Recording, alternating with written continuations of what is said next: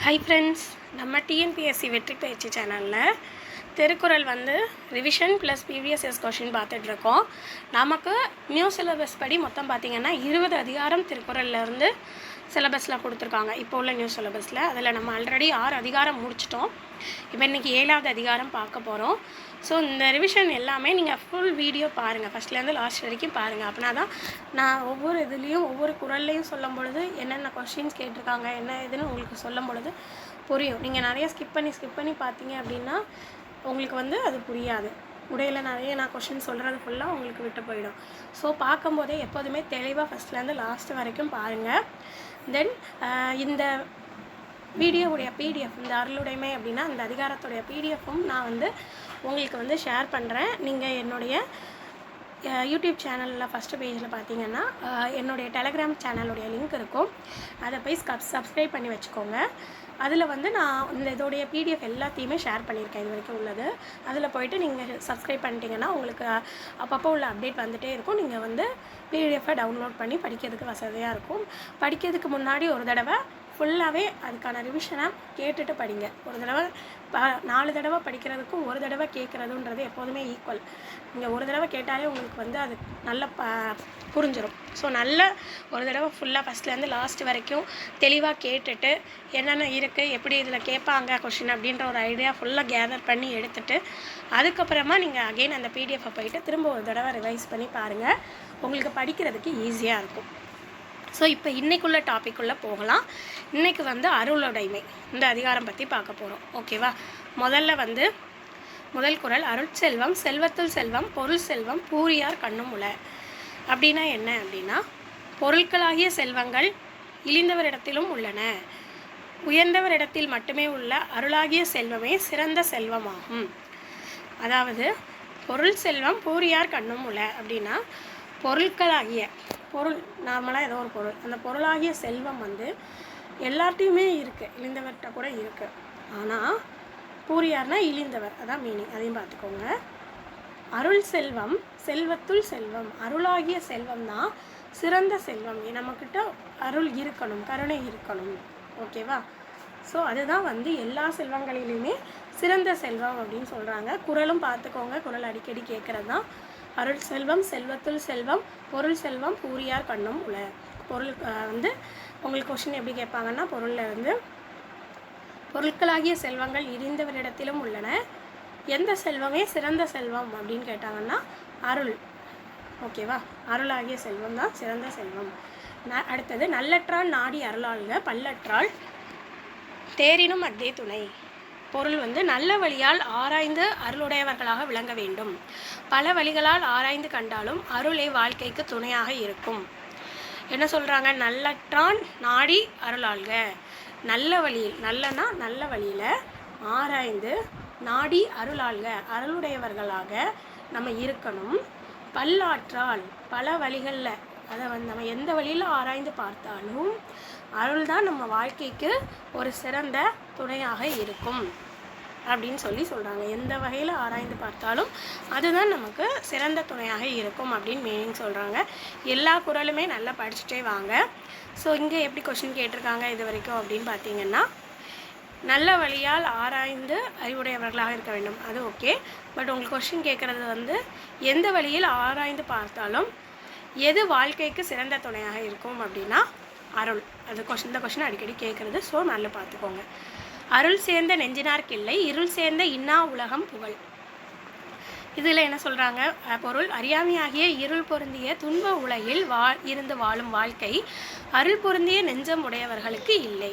அப்போ என்ன சொல்கிறாங்க? அருள் சேர்ந்த நெஞ்சினார்க்கில்லை, அருள் பொருந்திய நெஞ்சம் உடையவர்களுக்கு இல்லையா? என்ன இல்லை?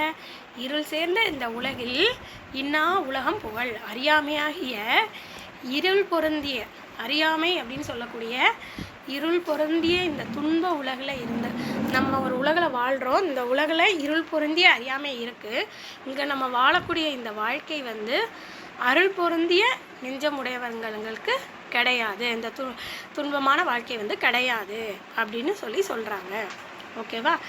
இதில் கொஸ்டின் எப்படி கேட்பாங்கன்னா, அறியாமையாகிய இருள் பொருந்திய துன்ப உலகில் வாழும் வாழ்க்கை யாருக்கு இல்லை அப்படின்னா அருள் பொருந்திய நெஞ்சமுடையவருக்கு இல்லை. ஓகேவா? மண்ணுயிர் ஓம்பி அருளாழ்வார் கில்லென்ப தன்னுயிர் அஞ்சும் வினை. அப்படின்னா எல்லா உயிர்களிடத்தும் கருணை கொண்டு அவற்றை காத்திடுவதை கடமையாக கொண்ட சான்றோர்கள் தமது உயிரை பற்றி கவலைப்பட மாட்டார்கள். மண்ணுயிர் ஓம்பி, மண்ணுயிர்னா அந்த மண், சரியா, அதை தான் சொல்கிறாங்க. மண்ணுயிர் ஓம்பி அருளாழ்வார் எல்லா உயிர்களிடத்தும் கருணை கொண்டு, எல்லார்கிட்டையுமே ஒரு கருணையோட அவற்றை காத்திடுவதை கடமையாக கொண்ட சான்றோர்கள் கில்லென்ப தன்னுயிர் அஞ்சும் வினை. அப்படி எல்லார்கிட்டையுமே ஒரு கருணையோட எல்லாருக்கூடையுமே பழகிற ஒருத்தங்கள் அதை கடமையாக நம்ம வச்சுட்டு இருக்கவங்க, எல்லாட்டையுமே நம்ம கருணையோடு தான் இருக்கணும் அப்படின்றதையே தன்னுடைய கடமையாக வச்சுருக்கக்கூடிய சான்றோர்கள் எப்போதுமே என்ன சொல்கிறாங்க, தன்னுடைய உயிரை பற்றி கவலைப்பட மாட்டார்கள் அப்படின்னு சொல்கிறாங்க. அப்போ இதில் வந்து உங்களுக்கு கொஸ்டின் எப்படி கேட்டிருக்காங்க அப்படின்னா, அனைத்து உயிர்களிடத்தும் கருணையோடு இருப்பவர்கள் எதை பற்றி கவலைப்பட மாட்டார்கள் அப்படின்னா உயிரை பற்றி கவலைப்பட மாட்டார்கள். இல்லை, அனைத்து உயிர்களிடத்தும் எதனோடு இருப்பதை கடமையாக கொண்டவர்கள் தன் உயிரை பற்றி கவலைப்பட மாட்டார்கள்னா கருணையோடு இருப்பவர்கள். ஸோ இது 2 விதமாக கேட்கலாம், பார்த்துக்கோங்க. ஓகேவா?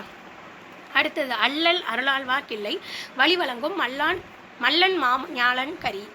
அப்படின்னா என்ன, அருளுடையவராக வாழ்கின்றவருக்கு துன்பம் இல்லை, காற்று இயங்குகின்ற வளம்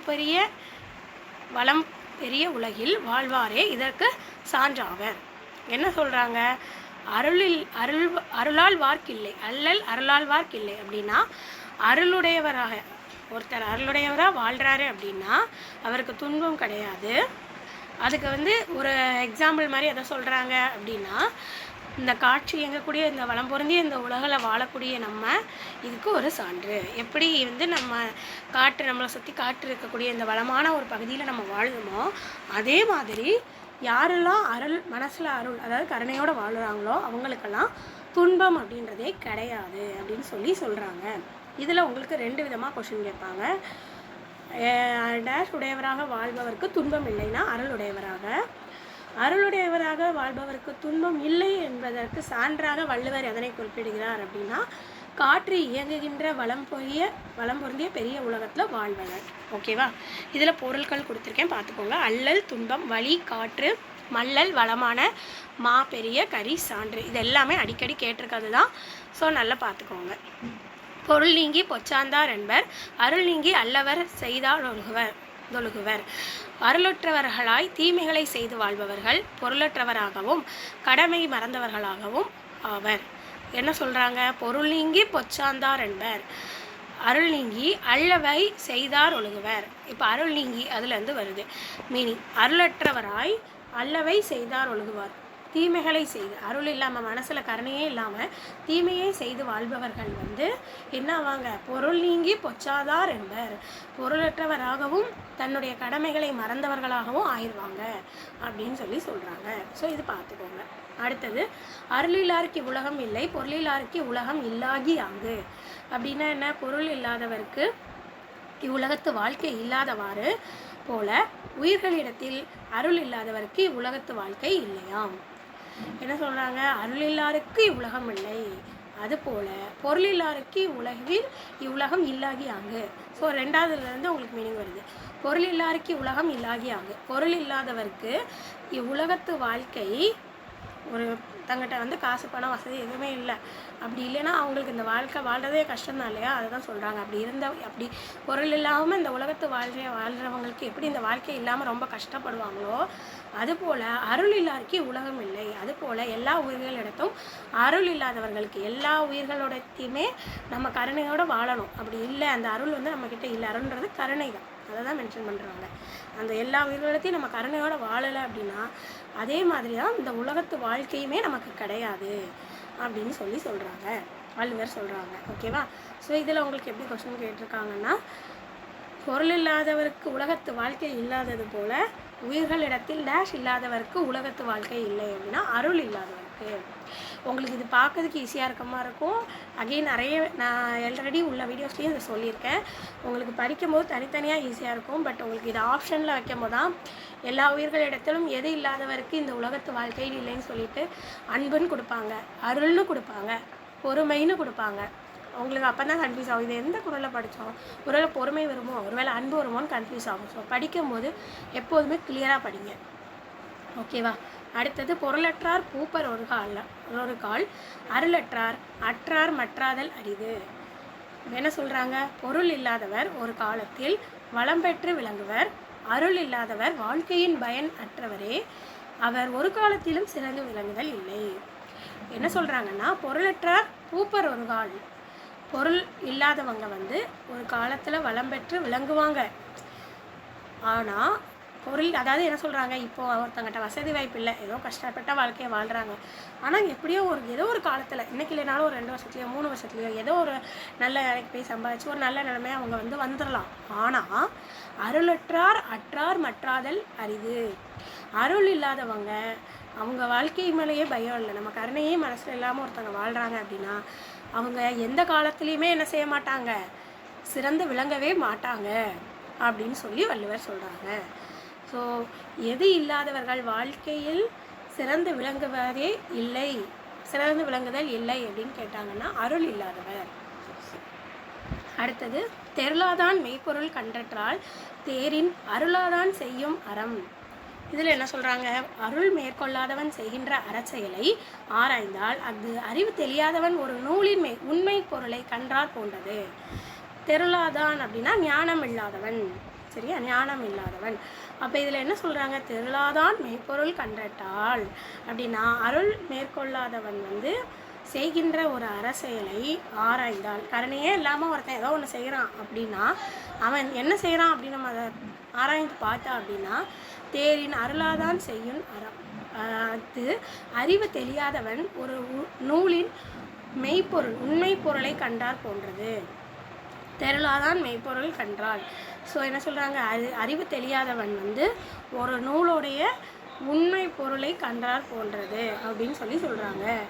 ஓகேவா? இதுவும் ஜஸ்ட்டு பார்த்துக்கோங்க, இந்த பொருள் பார்த்துக்கோங்க, கேட்பாங்க. அடுத்து வலியார் முன் தன்னை நினைக்கத்தான் தன்னின் மெலியார் மேற் செல்லும் இடத்து. அருள் இல்லாதவன் தன்னை விட எளிய மனிதரை துன்புறுத்த செல்லும் பொழுது தன்னை விட பலசாலி தன்னை துன்புறுத்த வந்தால் அவருக்கு முன் தான் அஞ்சி நிற்பதாக எண்ணி பார்க்க. என்ன சொல்கிறாங்க, அருள் இல்லாதவன் தன்னை விட எளிய மனிதரை துன்புறுத்த செல்லும் பொழுது தன்னின் மெலியார் மேல் செல்லும் இடத்து. அருள் இல்லாதவன் தன்னை விட ஒரு எளிய மனிதர், மனசில் கருணையாக ஒருத்தன் இல்லை, அப்போது நம்ம ஒரு லேஞ்சில் இருக்கோம், அப்போ நம்மளை விட கஷ்டப்படுற ஒருத்தனை போய் நம்ம துன்புறுத்தணும் அப்படின்னு போகிறோம் அப்படின்னா அவன் என்ன தான் செய்யணுமா, வலியார் முன் தன்னை நினைக்கத்தான்.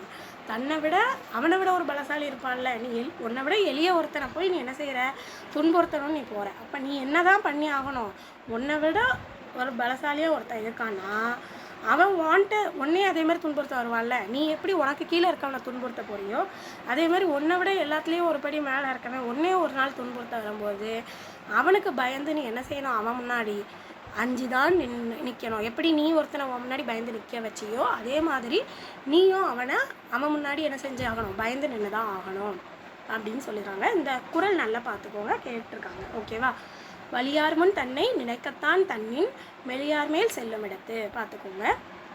இதில் உங்களுக்கு கொஸ்டின் எப்படி கேட்பாங்க அப்படின்னா, தன்னை விட பலசாலி தன்னை அருள் இல்லாதவன் எளிய மனிதரை துன்புறுத்தும் பொழுது அதே போல் தன்னை பலசாலி துன்புறுத்த வரும் பொழுது அவன் முன் எவ்வாறு இருக்க வேண்டும், அஞ்சி நிற்க வேண்டும். இதில் உங்களுக்கு ஆப்ஷன் எதில் வேணாலும் வச்சு கேட்குற மாதிரி கேட்பாங்க. ஸோ இந்த மாதிரி எல்லா குறளுமே நல்லா பார்த்துக்கோங்க. வீடியோ ஃபஸ்ட்லேருந்து லாஸ்ட் வரைக்கும் ஃபுல்லாக பார்த்துக்கோங்க. ஒரு தடவை நல்லா ரிவைஸ் பண்ணிவிட்டு நான் எதெல்லாம் உடையில் உங்களுக்கு ப்ரீவியஸாக கேட்டிருக்கிறது அப்படின்றத உங்களுக்கு நான் அப்பப்போ சொல்லியிருப்பேன் ஒவ்வொரு குறள்லையும். ஸோ அதெல்லாம் நல்ல ஒரு தடவை ரிவைஸ் பண்ணிவிட்டு என்னோடய டெலகிராம் சேனலில் போய் பாருங்கள், லிங்க் நான் டிஸ்கிரிப்ஷன்லேயும் கொடுக்குறேன், போய் பார்த்துக்கோங்க. அதில் சப்ஸ்கிரைப் பண்ணிட்டீங்கன்னா உங்களுக்கு அப்பப்போ நான் போடுற அப்டேட்ஸ் வந்துகிட்டே இருக்கும். ஸோ இதில் ரிவைஸ் பண்ணிவிட்டு திரும்ப அந்த பிடிஎஃப்பில் போயிட்டு இன்னொரு தடவை நீங்கள் அதை படித்து பாருங்கள். ஒவ்வொரு இதாக நான் என்னென்ன சொன்னேன், எதெல்லாம் ப்ரீவியஸில் சொன்னேன் அப்படின்றத அப்படியே நீங்கள் படிச்சிங்கன்னா ஈஸியாக 2 தடவை பண்ணி படிச்சிங்கனாலே போதும், உங்களுக்கு மனப்பாடம் ஆயிடும். ஓகேவா? ஸோ இந்த வீடியோ உங்களுக்கு யூஸ்ஃபுல்லாக இருந்திருக்கும்னு நினைக்கிறேன். மறக்காமல் லைக் பண்ணிக்கோங்க. நீங்கள் நிறைய பேர் பார்க்க மட்டும் செய்கிறீங்க, நீங்கள் லைக் பண்ணிங்கனால தான் உங்களுக்கு எந்த அளவுக்கு இது யூஸ்ஃபுல்லாக இருக்குன்றதை நான் தெரிஞ்சுக்கிட முடியும். உங்களுக்கு கமெண்ட் பண்ண டைம் இல்லைனாலும் அட்லீஸ்ட் லைக் மட்டுமாவது பண்ணுங்கள். உங்கள் ஃப்ரெண்ட்ஸுக்கும் யாரெல்லாம் எக்ஸாம் ப்ரிப்பேர் பண்ணுறாங்களோ அவங்களுக்கும் ஷேர் பண்ணுங்கள். அவங்களுக்கும் படிக்கிறதுக்கு ஈஸியாக இருக்கும். அண்ட் சப்ஸ்கிரைப் பண்ணாதவங்க சப்ஸ்கிரைப் பண்ணிவிட்டு பாருங்கள். அப்படின்னா தான் அடுத்தடுத்த என்னோடய அப்டேட்ஸையும் நீங்கள் பார்த்துட்டே இருக்க முடியும்.